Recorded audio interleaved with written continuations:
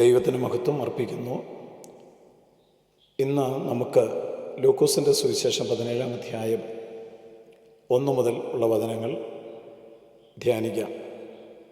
അവൻ തൻ്റെ ശിഷ്യന്മാരോട് പറഞ്ഞത്, ഇടർച്ചകൾ വരാതിരിക്കുന്നത് അസാധ്യം, എങ്കിലും അവ വരുത്തുന്നവന് അയ്യോ കഷ്ടം. അവൻ ഈ ചെറിയവരിൽ ഒരുത്തനെ ഇടർച്ച വരുത്തുന്നതിനേക്കാൾ ഒരു തിരികല്ല് അവൻ്റെ കഴുത്തിൽ കെട്ടി അവനെ കടലിൽ എറിഞ്ഞ് കളയുന്നത് നന്ന്. യേശുവിൻ്റെ വാക്കുകളാണ് നമ്മളിവിടെ വായിച്ചു കേട്ടത്. സുവിശേഷത്തിലെ വളരെ ഗൗരവമുള്ള പല മുന്നറിയിപ്പുകളിൽ ഒരു മുന്നറിയിപ്പാണിത്.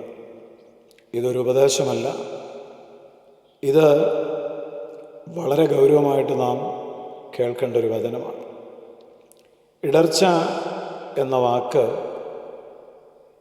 മനസ്സിലുണ്ടാകുന്ന അല്പം വിഷമത്തെയോ അസ്വസ്ഥതയെയോ സൂചിപ്പിക്കുന്നതല്ല. ഒരു മനുഷ്യനെ വിശ്വാസത്തിൽ നിന്ന് അകറ്റുക, ദൈവത്തിൽ നിന്ന് അകറ്റുക, അവൻ്റെ മുന്നോട്ടുള്ള ആത്മീക യാത്രയെ തടസ്സപ്പെടുത്തുക, ഇതെല്ലാമാണ് ഇടർച്ച എന്ന പദം കൊണ്ട് നാം മനസ്സിലാക്കേണ്ടത്. ക്രിസ്തുവിൽ വിശ്വസിക്കുന്ന ഒരു വ്യക്തിയുടെ ഹൃദയത്തിൽ സംശയം ഉളവാക്കുന്ന ചിന്തകൾ വിതയ്ക്കുന്നത് ഇടർച്ചയാണ്. വിശ്വാസത്തിലേക്ക് വരുന്ന ഒരാളെ നമ്മുടെ തെറ്റായ സംസാരം, ജീവിതം, അതായത് തെറ്റായ ജീവിത മാതൃക കൊണ്ട് പുറകോട്ട് കൊണ്ടുപോകുന്നത് ഇടർച്ചയാണ്. ഇടർച്ചകൾ വരാതിരിക്കുന്നത് അസാധ്യമെന്ന് യേശു പറഞ്ഞിട്ടുണ്ട്. നമുക്കറിയാം, ഇത് വീണുപോയ ഒരു ലോകമാണ്. ഇവിടെ ധാരാളം പരീക്ഷകളും പ്രലോഭനങ്ങളും ഒക്കെ നമുക്കുണ്ട്. അയ്യോ എന്ന് ദൈവത്തിൻ്റെ വചനത്തിൽ പറയുന്ന ഒരു വാക്ക് വളരെ ഗൗരവമുള്ളതാണ്. ഇടർച്ച വരുത്തുന്നവൻ അയ്യോ കഷ്ടം. ദൈവത്തിന് ഓരോ മനുഷ്യൻ്റെയും ആത്മാവ് അത്രമാത്രം വിലപ്പെട്ടതാണ്. ക്രിസ്തുവിൽ വിശ്വസിക്കാൻ ആഗ്രഹിക്കുന്ന ഒരു വ്യക്തിയെ വീഴ്ത്തിക്കളയുന്ന ഒരു മനുഷ്യൻ, ആ മനുഷ്യനെക്കുറിച്ച് യേശു പറയുമ്പോൾ അയ്യോ എന്ന പദമാണ് ഉപയോഗിച്ചിരിക്കുന്നത്. ഒരു മനുഷ്യനെ പാപത്തിലേക്ക് തള്ളിവിടുന്നതും അവൻ്റെ നിത്യജീവനിലേക്കുള്ള അവൻ്റെ എല്ലാ ശ്രമങ്ങളെയും പരാജയപ്പെടുത്തുന്നതും വളരെ ഗൗരവമായ തെറ്റാണ്. അതുകൊണ്ട് കർത്താവ് പറഞ്ഞു, അവൻ്റെ കഴുത്തിൽ ഒരു തിരികല്ല് കെട്ടി അവനെ കടലിൽ എറിഞ്ഞു കളയുന്നതാണ് നല്ലത്. പഴയ കാലഘട്ടത്തിൽ വലിയ തിരികല്ല് കഴുതകളെ ഉപയോഗിച്ചാണ് തിരിച്ചു കൊണ്ടിരുന്നത്. അത്രമാത്രം ഭാരമുണ്ടായിരുന്നു. അത്രമാത്രം ഭാരമുള്ള ഒരു കല്ല് ഒരു മനുഷ്യൻ്റെ കഴുത്തിൽ കെട്ടി കടലിൽ അവനെ എറിയുക എന്ന് പറയുന്നത് ഒരിക്കലും രക്ഷപ്പെടാൻ സാധ്യതയില്ലാത്ത നാശകരമായ ഒരനുഭവത്തെ കാണിക്കുന്നതാണ്. അതായത്, ക്രിസ്തുവിൽ വിശ്വസിക്കുന്ന ഒരാളെ പാപത്തിലേക്ക് നയിക്കുന്ന വാക്കുകളോ പ്രവൃത്തികളോ ജീവിതമോ വസ്ത്രധാരണമോ സംസാരമോ അത്രമാത്രം ഗുരുതരമായ പാപമാണ്. ഇടർച്ച എന്ന് പറയുമ്പോൾ വാക്കുകൾ കൊണ്ട് മാത്രമല്ല, വായിൽ വിശുദ്ധി സംസാരിക്കുകയും ജീവിതത്തിൽ കപടത കാണിക്കുകയും ചെയ്യുന്നത് ഇടർച്ച വരുത്തുന്നതിന് തുല്യമാണ്.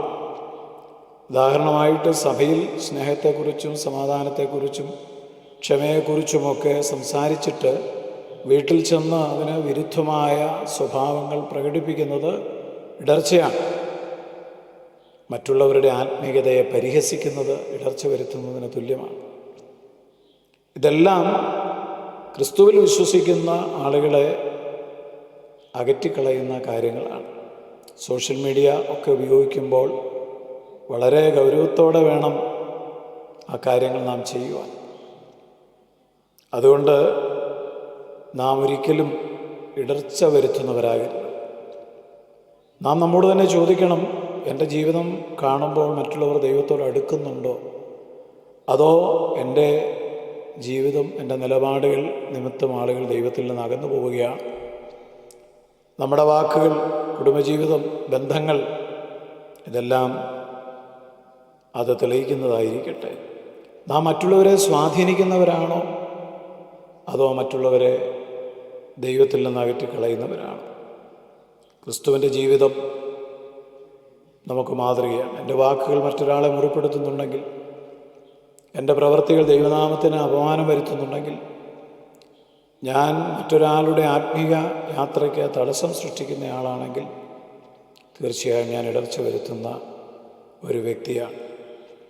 അതുകൊണ്ട് മറ്റുള്ളവരുടെ വിശ്വാസത്തെ തകർക്കരുത്.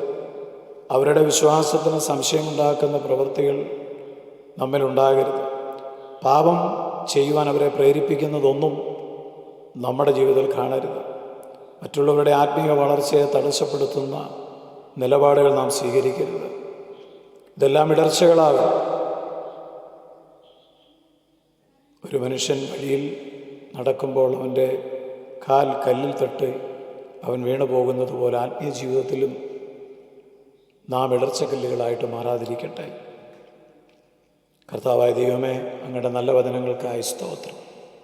ദൈവത്തോട് മനുഷ്യരെ അടുപ്പിക്കുന്ന, മറ്റുള്ളവരെ ക്രിസ്തുവിലേക്ക് നയിക്കുവാൻ അവരുടെ ജീവിതത്തിൽ സ്വാധീനം ചെലുത്തുന്ന ഒരു ജീവിതമായി വചനം കേൾക്കുന്ന എല്ലാവരുടെയും ജീവിതം മാറട്ടെ.